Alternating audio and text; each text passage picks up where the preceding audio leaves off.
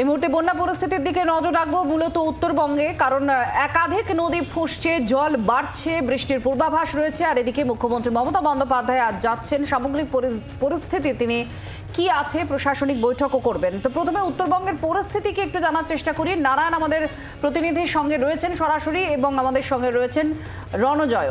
প্রথমে নারায়ণের কাছে যাব। নারায়ণ, তিস্তা থেকে শুরু করে উত্তরবঙ্গের প্রত্যেকটা নদী জলঢাকা পর্যন্ত সকলেই ফুসছে, কি অবস্থা একটু ছোট্ট করে জানতে চাইবো।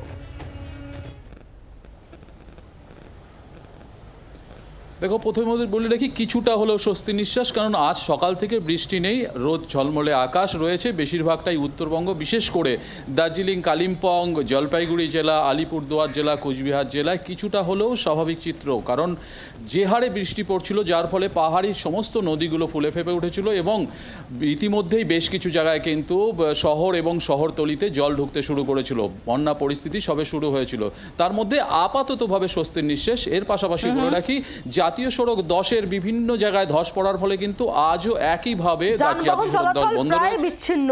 সঙ্গে থাকো। অন্যদিকে মালদার মানিকচক, সেখানে ভাঙন এবং যার জেরে বন্যার আশঙ্কা। রণজয় রয়েছে আমাদের সঙ্গে। রণজয়,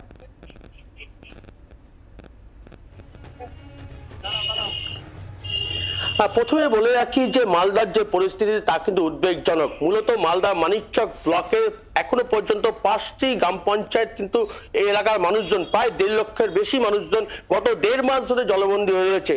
তার উপরে উত্তরবঙ্গে যেমন বৃষ্টিপাত হচ্ছে, পাশাপাশি বিহার এবং উত্তরপ্রদেশে বৃষ্টিপাত হচ্ছে। সেই বৃষ্টিপাতের ফলে গঙ্গার যে অববাহিকা, সেই অববাহিকার উপর দিয়ে প্রায় 26 লক্ষ কিউসেক জল প্রবাহিত হওয়ার সম্ভাবনা রয়েছে। পাশাপাশি গঙ্গার এই মুহূর্তে যে জলরাশি রয়েছে প্রায় 40 লক্ষ কিউসেক জল রয়েছে। ফলে তার উপর অতিরিক্ত 26 লক্ষ কিউসেক জল যদি গঙ্গার এই অববাহিকা দিয়ে যায়, তবে কিন্তু মানিকচক ব্লকের বিস্তীর্ণ এলাকা প্লাবিত হতে পারে এবং বেশ কিছু এলাকা কিন্তু এই মুহূর্তে জলমগ্ন রয়েছে এবং আরো বেশি কিছু এলাকা জলমগ্ন হবে।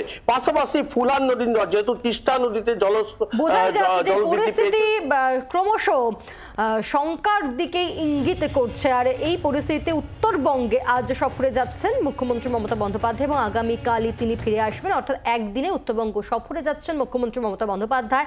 মূলত বন্যা পরিস্থিতি ঠিক কোন জায়গায় দাঁড়িয়ে রয়েছে সরজমিনে দেখবেন তিনি। আমরা এই পুরোটা নিয়ে জানবো। আমাদের সঙ্গে প্রবীর রয়েছেন, আমাদের প্রতিনিধি প্রবীর চক্রবর্তী, এবং নারায়ণও রয়েছে আমাদের সঙ্গে। শুরুতেই প্রবীরের কাছে যাওয়া যাক। প্রবীর, একদিনের সফরে উত্তরবঙ্গে যাচ্ছেন মুখ্যমন্ত্রী মমতা বন্দ্যোপাধ্যায়, কি সূচি রয়েছে তার, কোথায় কোথায় যাবেন তিনি?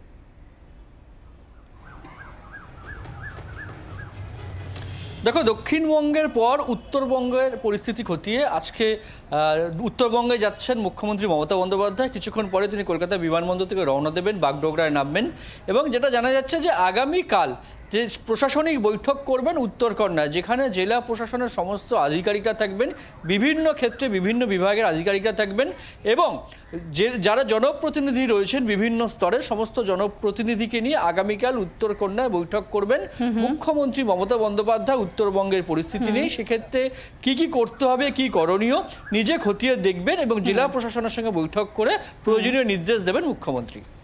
আমরা নারায়ণের সঙ্গেও কথা বলবো, আমাদের প্রতিনিধি। নারায়ণ, প্রশাসনের তৎপরতা কি মুখ্যমন্ত্রীর এই সফর ঘিরে উত্তরবঙ্গ জুড়ে?